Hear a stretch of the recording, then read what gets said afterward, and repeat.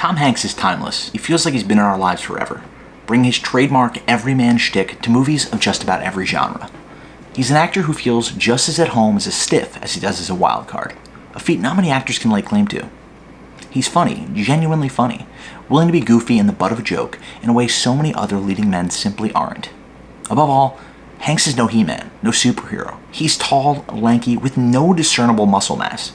We watched him go to space, to war, to daycare, and just about everywhere in between. He never had the sharpest jaw or washboard abs, but that didn't matter. Tom Hanks feels like a guy you know. Or a guy you could conceivably know, at least.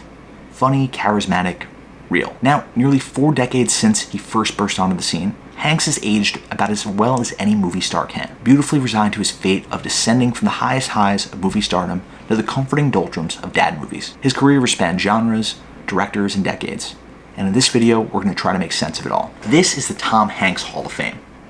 This is Dan Versus, a show where I take on movies, directors, actors, or otherwise, and try to figure out whether their movies are worth watching. In this video, I'm going to be breaking down the ultimate, the definitive Tom Hanks Hall of Fame. Be sure to leave comments, subscribe to this channel, let us know what your Tom Hanks Hall of Fame looks like. We have a set number of parameters, set number of categories for how we make these Hall of Fames, and let's dive right into it now. So for those of you who haven't watched these videos before, the parameters of our Movie Star Hall of Fames are very simple. They are 1. Award winners, 2. Box office smashes, 3. Two-handers, 4. Auteur turns, 5. Comedies, 6. Bit parts, 7. Flops, and then 2 wild cards. So we have 9 movies in our Hall of Fames. Let's start with award winners. The parameters of an award winner are a film in which the actor received an awards nomination, Academy Award, or Golden Globe, or the movie itself was nominated for an Academy Award or Golden Globe. Next up, for box office smash, the movie has to have made at least $150 million at the box office. Then for two-hander, the movie star has to star opposite another movie star of some kind, or actor or actress, whoever it may be. Next up, for auteur turn, a movie where the actor works with some sort of new hotness auteur director. Then for comedy, every movie star dips their toe into the waters of comedy at one point or another. De Niro, Tom Cruise, all these guys, they give their best effort at it. Some of them are more successful than others, certainly, but I think it's worth diagnosing and giving them their flowers when it does work, because it is part of their larger career. Next up, a flop. Even the most successful movie stars have movies that bomb, so we try to pick a definitive flop that belongs within the Actors Hall of Fame somehow. Then we have our 2 wild cards, dealer's choice, any movies you can have. Our honorable mention is going to be limited to just 3 movies I feel deserve mentioning. They're a big part maybe of this movie star's career, but they just don't fit into our particular Hall of Fame, or my particular Hall of Fame. So let's jump into our Tom Hanks Hall of Fame. We begin with award winner.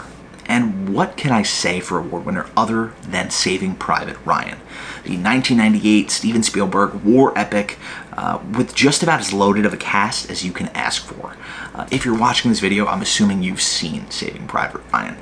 But if you haven't, go watch it right now. It is an incredible war film. Matt Damon, Vin Diesel, so many great actors are in this movie. It's very Hollywood. It's a very Hollywood war film. It doesn't feel super, I guess, visceral other than that D-Day scene, let's say. And there are some very gross moments, and it certainly seems to have inspired something in Hanks in terms of his commitment to preserving the history of the war and presenting the stories of World War II in media, because ultimately he does go on to become a producer and produce a lot of documentaries and fictionalized accounts of the war that are very popular.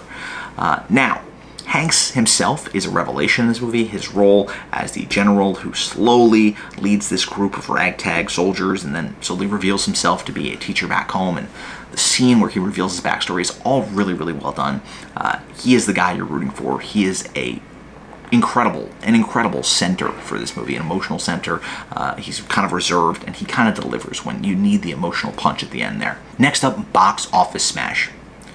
I really had no choice with this one other than to say Forrest Gump, the 1994 comedy drama.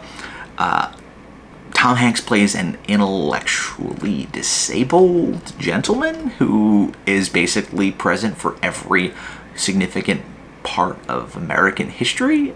He's very good at football. It's a very strange description of a movie, but this movie made $678 million in the box office. That's insane. Forrest Gump. Forrest Gump made $678 million box office. They sell their shrimp places because of this movie.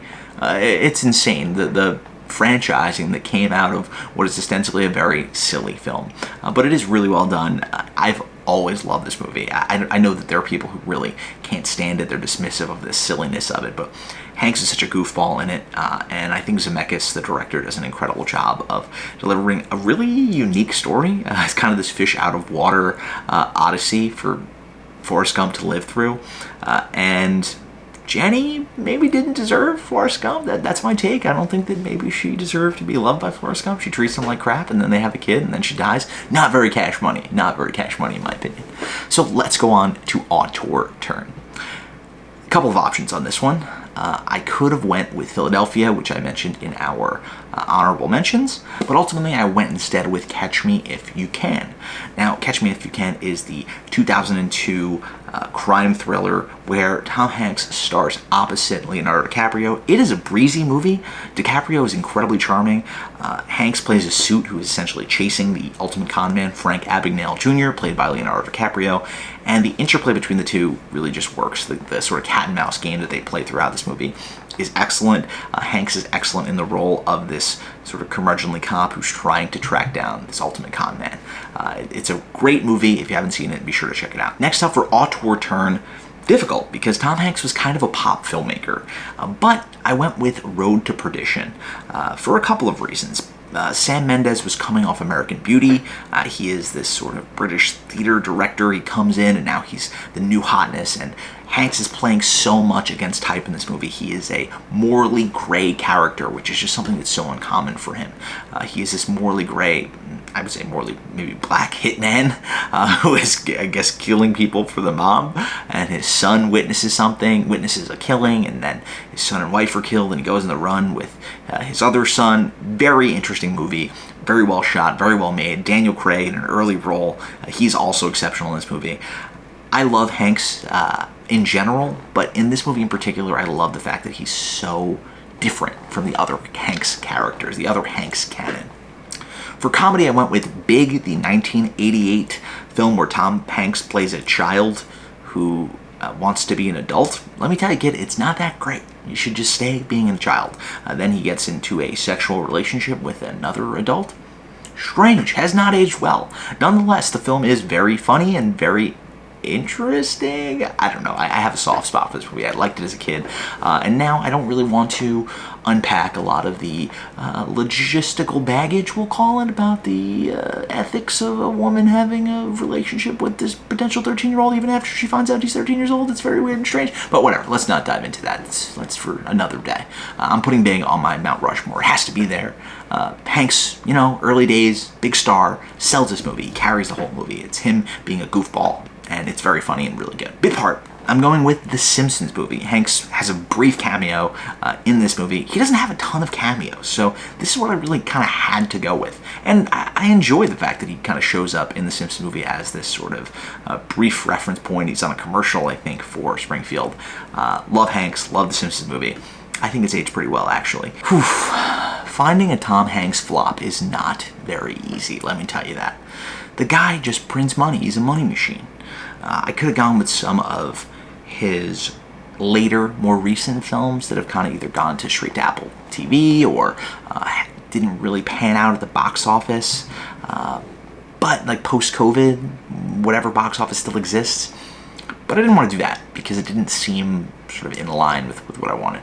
I went with Cloud Atlas, which I think is like an okay film. But I think Hanks himself, it's a very idea-rich film. I think the book itself it's an adaptation of a book that is generally well regarded. But I think it's interesting because it seems, again, like a different thing for Hanks. He's sort of this part of this larger ensemble. He's not necessarily the driving force behind the film. And I kind of felt that I had to include it here because the other choices for flops just didn't really sit well with me. So I went with Cloud Atlas as my flop, just because I felt like I had to. Now, the first of my two wild cards, I'm going with Toy Story 2. How can you talk about Tom Hanks without talking about Woody, without talking about Toy Story? He's voiced a preeminent children's character, a guy who has rides at Disney World for like 30 years now, and since 1997, he's basically been one of the most important voices in children's media, which is insane to say, on top of being one of the biggest movie stars in the world.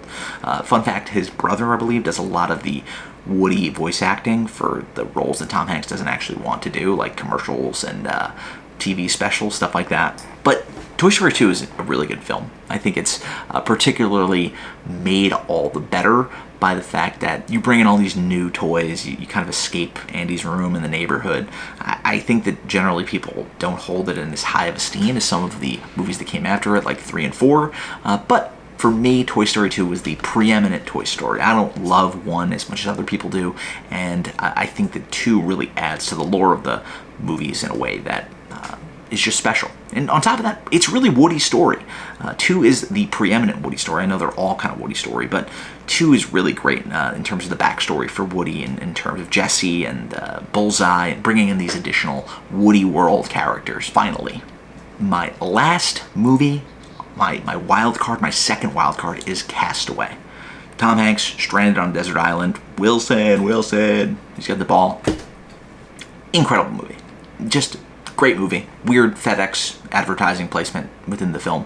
Nonetheless, distressing movie, I guess you'd say. Tom Hanks is just on screen by himself for most of this, and it is deeply compelling. I think the movie loses a lot of steam when he gets off the island, but he is driving the boat in this one, the life raft, if you will. He is talking to a volleyball for a lot of this movie, and it is still deeply compelling, and it is aged very well, in my opinion. Great movie. I love it. I would love to hear what other people's wild cards might look like for Hanks, because there are so many options. I'm going to dig a little bit into that in my honorary mention. So let's talk about that. So for honorary mention, I had a couple of choices here. So first I went with Philadelphia, right? Almost made the list, almost as my two-hander. Tom Hanks, Denzel Washington, about the AIDS crisis, expertly made. Hanks is kind of a jerk in this movie, not a great guy. Lawyer, predictably so, not a great guy. And it was very darn close to being my two-hander pick. But ultimately, I just love the airiness of Catch Me If You Can. That's what put it over the top for me. Next up, I went with Apollo 13. Tom Hanks Goes to Space. I recently watched this movie, didn't love it as much as I did the first several times I've seen it. But, you know, you can't really go wrong here. If it's on TV, I'm certainly finishing it. I'm certainly watching it. And Hanks is really driving the boat again on this movie. But it is a decent ensemble of 90s actors in particular. Finally, on this list, I have Angels and Demons. Outside of Toy Story, this is the main franchise that Tom Hanks has devoted his career to. That is the Robert Langdon character, the cryptographer based on the Dan Brown mystery novels, Da Vinci Code, Angels and Demons. The reason I chose Angels and Demons is because it's probably the best of these movies. The book itself is also very good. I know that Dan Brown gets a lot of flack, but I will not hear it here. I know his books aren't perfect, but they're good summer reads. And the Robert Langdon character is strangely going to be Tom Hanks' probably most voiced role or most played role outside of Woody. So bears at least mentioning, I think, in terms of the honorary mention. There are so many good Tom Hanks movies, so if you disagree with this Hall of Fame, if you have your own version, I'd love to hear about it. Leave it in the comments. Be sure to subscribe to this channel for more of these videos. Until later, I will talk to you guys soon. Bye now.